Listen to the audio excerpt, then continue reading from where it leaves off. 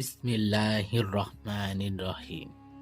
এই জীবনই আমাদের শেষ জীবন নয়। মৃত্যুর পর আমাদের আর একটি জীবন রয়েছে। মৃত্যুর পর আবার আমাদেরকে পুনরুত্থান করা হবে। হযরত রাসূল আকরাম সাল্লাল্লাহু আলাইহি সাল্লাম বলেছেন, হে মানবগণ, তোমাদের প্রতিপালককে ভয় করো। তিনি সাহাবাদের প্রতি লক্ষ্য করে জিজ্ঞাসা করলেন, তোমরা জানো কি আমি তোমাদের নিকট কোন দিনের কথা বললাম? আমি সেই ভীষণ দিনের কথা বলছি, যেদিন আল্লাহ তাআলা স্বয়ং বিচার করে হযরত আদম আলাইহিস সালামকে আদেশ করবেন, হে আদম, তোমার আওলাদগণের কতক অংশ জাহান্নামে প্রেরণ করো। হযরত আদম আলাইহিস সালাম আর্জ করবেন, ইয়া বারে খোদা, কতজনকে জান্নাতে আর কতজনকে জাহান্নামে প্রেরণ করতে হবে?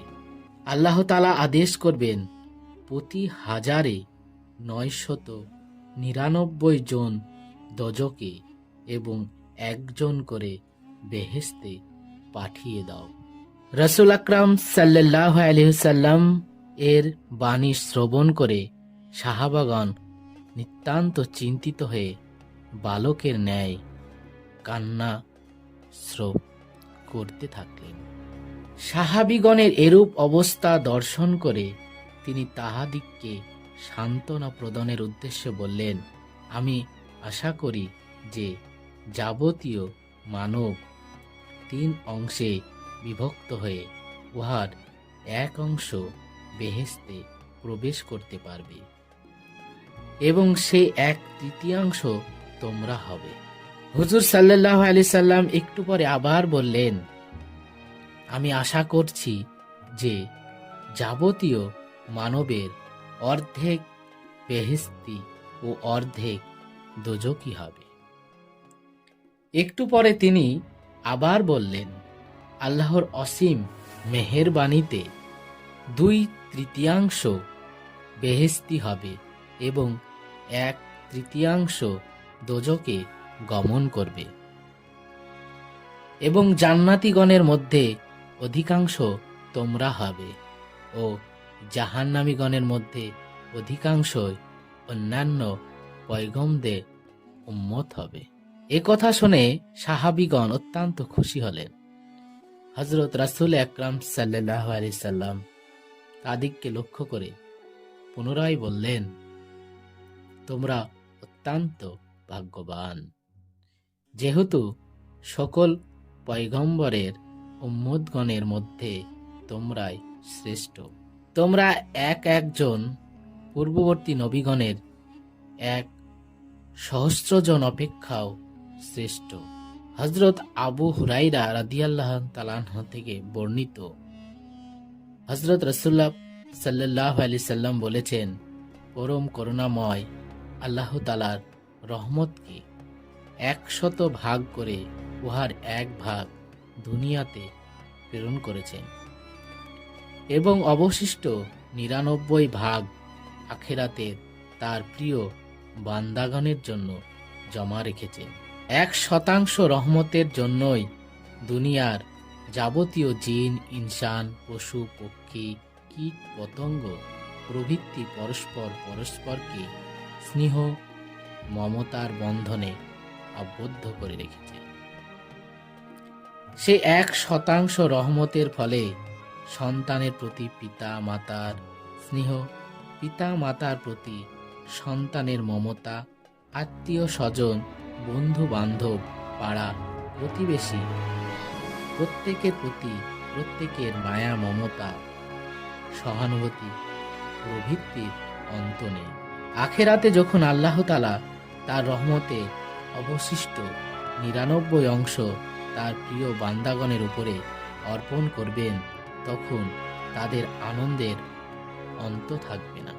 সর্বশক্তিমান আল্লাহ তাআলা যখন তার সৃষ্টির সমুদয় প্রাণীকে পুনর্জীবিত করতে ইচ্ছা করবেন, তখন তিনি সর্বপ্রথম হযরত জিবরাইল আলাইহিস সালামকে ও হজরত মেকাইল, হজরত ইসরাফিল, হজরত আজরাইল, হজরত রেদওয়ান, হজরত মালিক এবং আল্লাহর আরশবাহী ৮ জন ফেরেশতাকে জীবিত করবেন। উল্লেখিত ফেরেশতাদের মধ্যে হজরত ইসরাফিল আলাইহিস সালাম ফেরেশতায় সকলের আগে জীবিত হবেন। তিনি জীবিত হয়ে আল্লাহর আরশ হতে শিক্ষা উঠিয়ে নিয়ে বেহেশতে প্রবেশ করে বলবেন, হে রেদওয়ান, উঠুন, ৭০ বেহেশ সুসজ্জিত করুন। যেহেতু হজরত মোহাম্মদ মুস্তাফা সাল্লাল্লাহু আলাইহি ওয়াসাল্লাম তার উম্মতগণ বেহেশতে আগমন করবেন। অতঃপর তিনি জান্নাত হতে বোরাক এবং জান্নাতি লেবাস নিয়ে আগমন করবেন। জন্তুদের মধ্যে বোরাকই সর্বপ্রথম জীবিত হবে। আল্লাহর আদেশে বোরাককে রক্ত বর্ণের ইয়াকুতের ঝালর যুক্ত মূল্যবান রেশমি পোশাকে সজ্জিত করে এবং তার মুখে সবুজ বর্ণের লাগাম পরিয়ে নিয়ে হজরত জিব্রাইল আলাইহিস সালাম, হজরত ইসরাফিল আলাইহিস সালাম, হজরত রাসূল আকরাম সাল্লাল্লাহু আলাইহি সাল্লামের রওজা মুবারকের নিকটে উপস্থিত হবেন। সে সময় সারা দুনিয়ার মাটি সমতল হবে, কোথাও একটু উঁচু নিচু থাকবে না, কোথাও একখানা ঘর বাড়ি থাকবে না, কোথাও কোনো গাছপালা পাহাড় পর্বত থাকবে না। কাজেই হযরত মুহাম্মদ সাল্লাল্লাহু আলাইহি সাল্লামের রওজা মুবারক ফেরেশতারা ঠিক করতে পারবে না। এমন সময় হযরত রাসূল আকরাম সাল্লাল্লাহু আলাইহি সাল্লামের রওজা মুবারক হতে একটি উজ্জ্বল জ্যোতি বের হয়ে আল্লাহর আরশ পর্যন্ত উঠে যাবে। তা দেখে হযরত জিবরাইল ফেরেশতা বুঝতে পারবেন উহাই হযরত রাসূল পাক সাল্লাল্লাহু আলাইহি ওয়াসাল্লামের রওজা মুবারক। হযরত জিবরাইল আলাইহিস সালাম হযরত ইসরাফিল আলাইহিস সালামকে বলবেন, হে ভাই ইসরাফিল, আওয়াজ দিন। যেহেতু আল্লাহ তাআলা সকলকে পুনর্জীবিত করার ভার আপনার উপরই অর্পণ করেছেন। হযরত ইসরাফিল আলাইহিস সালাম উত্তর করবেন, সকলকে পুনর্জীবিত করার কথা স্বতন্ত্র হযরত রাসূলুল্লাহ সাল্লাল্লাহু আলাইহি সাল্লামকে সেভাবে সম্বোধন করে আমি বেয়াদবি করতে পারবো না। আপনি দুনিয়াতে সর্বদা হযরতের নিকট যাতায়াত করতেন, আপনি তার সহিত বিশেষভাবে পরিচিত, কাজেই আপনি নবীজিকে সম্বোধন করুন।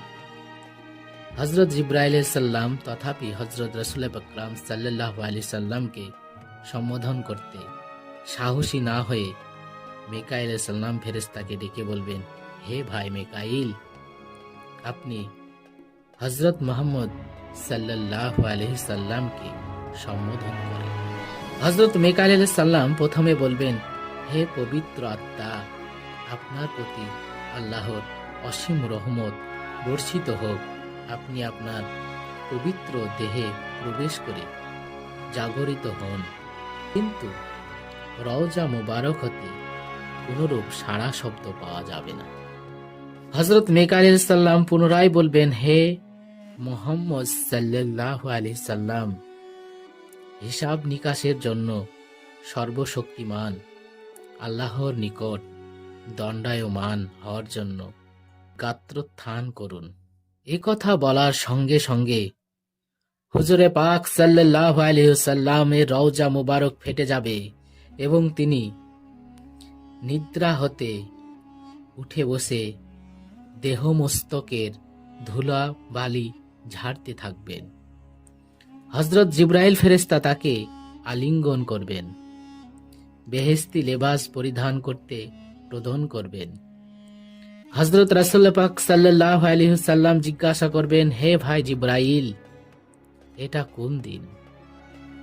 তিনি উত্তর করবেন, ইহা মহাবিচারের দিবস, ইহাই বহু বিঘোষিত কিয়ামতের দিবস, আজ মহামিলনের ও মহামিচ্ছেদের দিবস, চির আনন্দ ও চির দুঃখ লাভের দিবস। হযরত মুহাম্মদ সাল্লাল্লাহু আলাইহি সাল্লাম অত্যন্ত ব্যাকুলতার সহিত জিজ্ঞাসা করবেন, হে ভাই জিব্রাইল, আমাকে সুসংবাদ প্রদান করুন, আমার উম্মতগণের অবস্থা কি? আপনি কি তাহাদিগকে ফুলসিরাতের ধারে ছেড়ে এসেছেন? হযরত ইসরাফিল আলাইহিস সালাম তাকে সান্ত্বনা প্রদান পূর্বক বলবেন, ইয়া রাসূলুল্লাহ সাল্লাল্লাহু আলাইহি সাল্লাম, আপনি ব্যস্ত হবেন না। আল্লাহর কসম, এখনো আমি আমার সিংগায় ফুৎকার দেইনি। সর্বপ্রথম আপনাকে নিয়ে যেতে এসেছি। একথা শুনে হযরত মুহাম্মদ সাল্লাল্লাহু আলাইহি সাল্লাম অনেকটা আশ্বস্ত হয়ে বলবেন, আপনার মুখে এই সংবাদ শ্রবণে আমি নিশ্চিত হলাম। অতঃপর তিনি বেহেশতি লেবাজে সুসজ্জিত হয়ে বোরাকে আরোহণ করে বেহেশতের দিকে রওনা হবেন। হযরত রাসূল আকরাম সাল্লাল্লাহু আলাইহি সাল্লাম বোরাকে আরোহণ করতে উদ্যত হলে বোরাক অত্যন্ত চঞ্চল হয়ে বলবে, আল্লাহর কসম, একমাত্র হযরত মুহাম্মদ সাল্লাল্লাহু আলাইহি সাল্লাম ব্যতীত অন্য কাউকে আমি আমার পৃষ্ঠে আরোহণ করতে দিতে রাজি নই। হযরত রাসূল পাক সাল্লাল্লাহু আলাইহি সাল্লাম বলবেন, হে বোরাক, আমি সেই আখিরি নবী হযরত মুহাম্মদ সাল্লাল্লাহু আলাইহি সাল্লাম। তখন বোরাক শান্ত হবে এবং হযরত মুহাম্মদ সাল্লাল্লাহু আলাইহি সাল্লামকে তদুপরি আরোহণ করবেন। হযরত রাসূল সাল্লাল্লাহু আলাইহি সাল্লাম বোরাক হতে অবতরণ করে আল্লাহর উদ্দেশ্যে সিজদায় পতিত হয়ে বলবেন, হে রাব্বুল আলামিন, আমি আমার উম্মতগণের জন্য ক্ষমা ও মুক্তি প্রার্থনা করছি। পরম করুণাময় আল্লাহ তাআলা বলবেন, হে আমার পেয়ারা হাবিব, আপনি মাথা তুলুন। আজ আপনার কোনো প্রার্থনায় অপূর্ণ থাকবে না। অতঃপর মহান আল্লাহ রাব্বুল আলামিন হযরত ইসরাফিল আলাইহিস সালামকে আদেশ করবেন, হে ইসরাফিল, তোমার সিংহায় ফুৎকার প্রদান করো। সকল মৃতগণ পুনর্জীবিত হবে। আল্লাহর পাকের আদেশে প্রাপ্তিমাত্র ইসরাফিল আলাইহিস সালাম ফেরেশতা তার সিংহায় ফুৎকার প্রদান পূর্বক বলবেন, হে বহিষ্কৃত আত্মাগণ, হে গলিত হাড় সমূহ, চর্ম সকল, পুরাতন পচা দুর্গন্ধযুক্ত মাংস সকল, কেশ ও মস্তিষ্ক শূন্য শির সমূহ, নিদ্রার মোহ পরিত্যাগ করে আপন আপন কৃতকর্মের হিসাব নিকাশ প্রদানের জন্য উথিত হও। আজ মহাবিচারের দিন। হযরত ইসরাফিল আলাইহিস সালাম সিংহায় শব্দ শ্রবণ মাত্র সকল মানুষ নিদ্রা হতে, কবর হতে উঠতে বলবে, কে আমাদের নিদ্রা হতে জাগরিত করল? কোন মহাশব্দ আমাদের কর্ণে প্রবেশ করল? মুহূর্তের মধ্যে সকলে কবর হতে উঠে উলঙ্গ অবস্থায় দণ্ডায়মান হবে।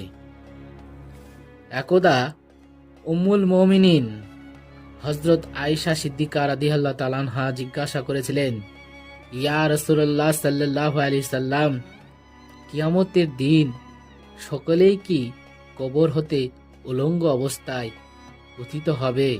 হযরত রাসূলুল্লাহ সাল্লাল্লাহু আলাইহি সাল্লাম উত্তর করলেন, হ্যাঁ। হযরত আয়েশা সিদ্দিকা রাদিয়াল্লাহু তাআলা আনহা বিশেষ লজ্জিতা অবস্থায় অবনত মস্তকে বললেন, তবে তো বড়ই লজ্জার কথা। হযরত রাসূলুল্লাহ সাল্লাল্লাহু আলাইহি সাল্লাম বললেন, হে আয়েশা, লজ্জার কোনো কারণ নেই, যেহেতু সে সময় কেউই কারোর দিকে ভুলেও একবার ফিরে তাকাবে না, এমনকি নিজের শরীরের দিকে নিজেও কেউ তাকানোর অবসর পাবে না। সকলেরই দৃষ্টি থাকবে ঊর্ধ্বমুখী। তবুও প্রত্যেক নবী পরিবার বর্গ কবর হতে উত্থানের সঙ্গে সঙ্গে আল্লাহ তাআলা ফেরেশতাদের দ্বারা তাদের জন্য বেহেশতি লেবাস পাঠিয়ে দেবেন। এই কথা শ্রবণ করে হযরত আয়েশা সিদ্দিকা রাদিয়াল্লাহু তাআলা অনেকটা আশ্বস্ত হলেন। যা হোক, যাবতীয় লোক কবর হতে উঠে আসমানের দিকে দৃষ্টিপাত করবে। তারা দেখতে পাবে আকাশ বিদীর্ণ হয়ে গিয়েছে, গ্রহ নক্ষত্র ছিন্ন বিচ্ছিন্ন হয়ে গেছে, সূর্য সারা আসমান ব্যাপী বিস্তৃত রয়েছে, তার কোনো আলো নেই, সমুদ্র শুষ্ক হয়ে মরুভূমিতে পরিণত হয়েছে।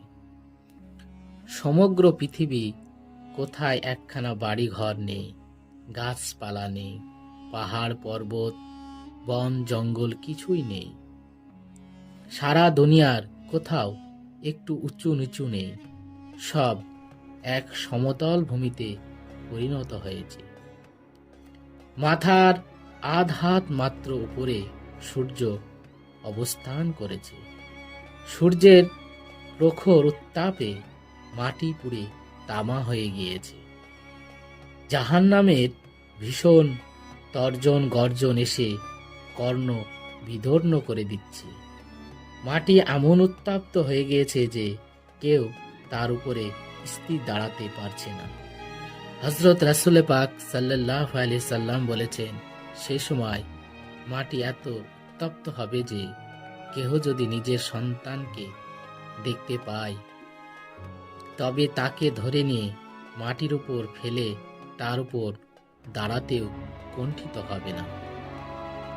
সে সময় সূর্যের প্রখর কিরণে সকলের শরীর হতে অনর্গল ধারায় ঘাম বেয়ে পড়তে থাকবে। যার পাপের পরিমাণ যত বেশি তার শরীরে তত বেশি উত্তাপ অনুভব হবে এবং তার শরীর হতে তত বেশি ঘাম নির্গত হতে হবে। সে ঘামে কারো হাঁটু পানি, কারো কোমর পানি, কারো বুক পানি, কারো গলা পানি হয়ে যাবে। আর কেউ কেউ সাঁতারে হাবুডুবু খেতে থাকবে, কিন্তু সেই পানিতে কেউ কোনো প্রকার শান্তি অনুভব করা তো দূরের কথা, তাদের শরীরের জ্বালাও আরো বর্ধিত হবে।